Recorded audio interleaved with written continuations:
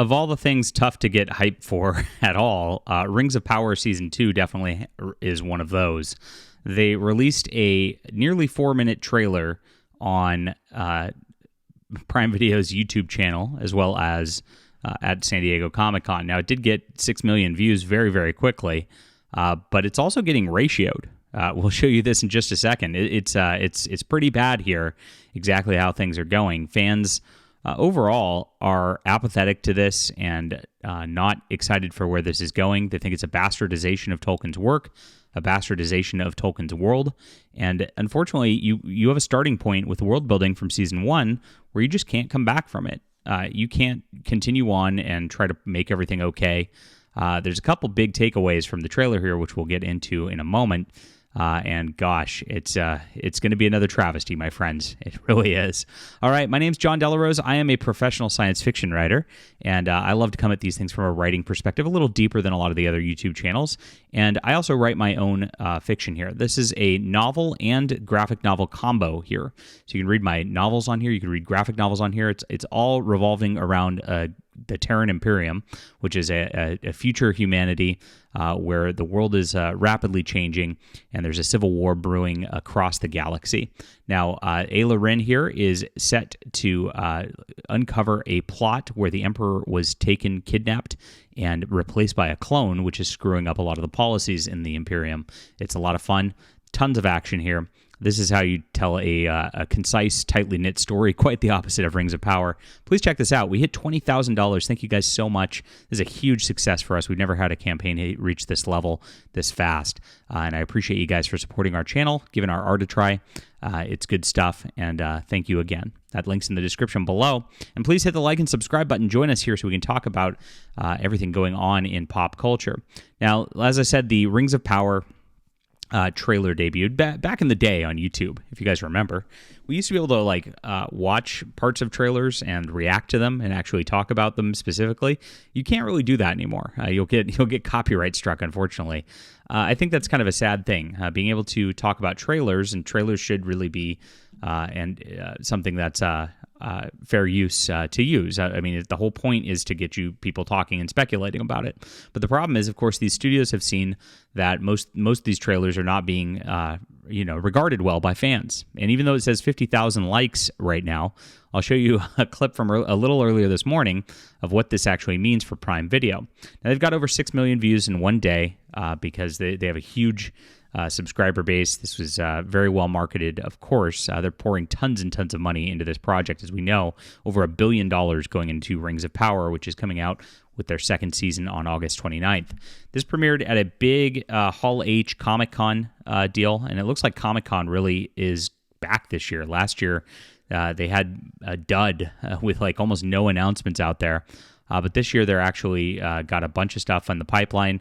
We talked about the Marvel Cinematic Universe Robert Downey Jr. news earlier today in a video.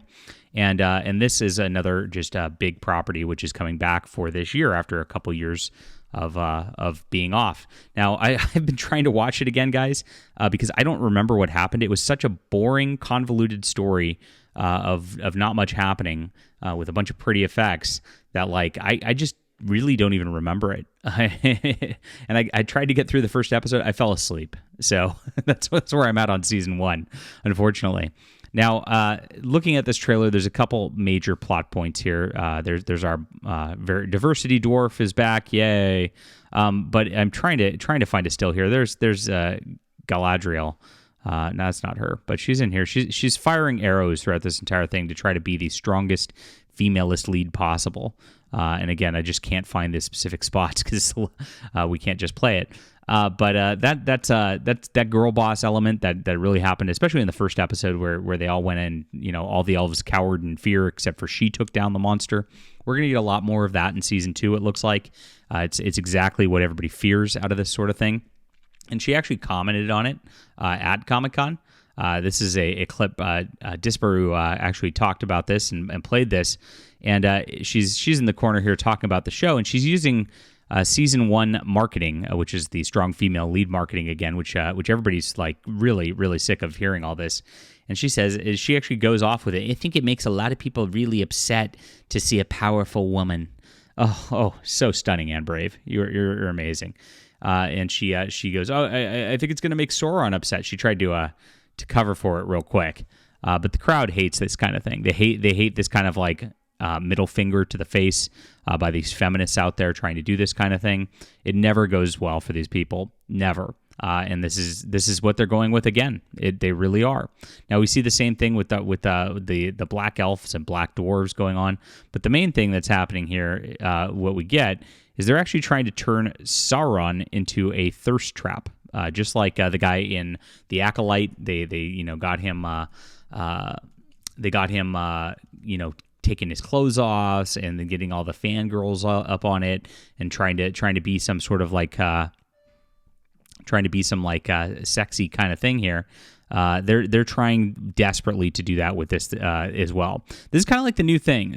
They're hoping that they can get around not having a plot that's coherent or anything like that. I'm trying to find images of Sauron. It just, gosh, this trailer is just like it's there's too much going on that you can't focus on anything, which is the point of this trailer, I think, unfortunately. But they try to do this with everything now because they figure if they can make the bad guys sexy, maybe the girls will go see it. Girl power, is not just for the girls; it's for us lusting after the guys too. And that's exactly what the Acolyte was as a plot, and they're going to try to do the exact same thing here. Cringy to do with Sauron. That's really not in line with Tolkien's thinking whatsoever, or Tolkien's world whatsoever. That's not somebody you should be aspiring to lust after. It's a weird demonic influenced being. Tolkien's world is very, very Christian in nature, and so it's quite the opposite of what they're trying to portray with Rings of Power. This is just a complete bastardization of it. Now, the trailer is getting ratioed, as I said. Right now, it's this is a screenshot Nerdrotic posted from when it was at 49,000 likes, which is at 50 now, so it's only gotten one more since he posted this. When did he post this? About 3 hours ago, as of this recording. And you can see that it's getting heavily ratioed with 82,000 downvotes right away. People are not loving this. This is not going here. This is the sharer of gifts is not resonating with people whatsoever. And it's really, really sad to watch this. Maybe after this season fails, a commenter says, but Amazon MGM Studio will realize that some things need to change and some people need to be let go. This is only day one. That's pretty funny. Yeah. Much like The Acolyte, I'm counting on you guys watching it so I don't have to. Oops. Not surprising there. If anyone watched people's reviews of the second season, you could tell that this was a lost cause. Yeah, this is completely a lost cause. The power of many. Yeah, definitely a lot of parallels in the marketing and what's going on and audience reaction to The Acolyte here. And we actually got the similar thing at San Diego Comic-Con. So this guy goes up here wearing this Kamala shirt, of course, and these shills, and asks the question. A lot of members of the LGBTQ community see ourselves in Tolkien's work. It's so cringy. These people are just mentally stunted, at the very least. No, you don't see yourself in Tolkien's work. You're fantasizing this. It's fantasy. It's not real.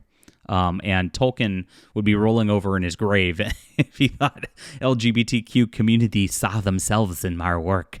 As I said, it's a very inherently Christian story, so it's ridiculous. And he goes, "Will we see ourselves in Rings of Power?"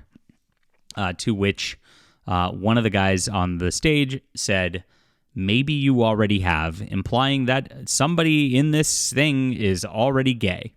Now, we know it's not the Black Elf because the Black Elf's too busy working to get in an interracial relationship with white women. That's the one there. Maybe Galadriel is going to be a lesbian at this point. That'd be we know the Black Dwarves are together, right? So who could it possibly? Maybe the Wizard's a gay dude. I mean, they did that with Dumbledore in Harry Potter. They could just copy that since none of these people have any creativity whatsoever. That would be the way to do it, wouldn't it? Definitely would be. Ridiculous, but these people are sick. They want to turn everything into their little sex perversions all the time, and unfortunately, Hollywood's into it. This is Hollywood's like little fantasy too. They're all weirdo fanfic writers who are just obsessed with their little fetishes, and yeah, I guess we're going to see that in Rings of Power now. Joy. All right, that's it. I mean, this is the announcement. Not much going on, not a lot of hype for it. Just gay stuff, ratioing, and gosh, this is a train wreck waiting to happen. Leave a comment down below with what you think about this, my friends. Hit the like and subscribe button. Make sure to back The Hidden Emperor for good fiction. You'll absolutely enjoy this. It is our best work to date, and we're very proud of what we've done so far. Thank you again. See you soon.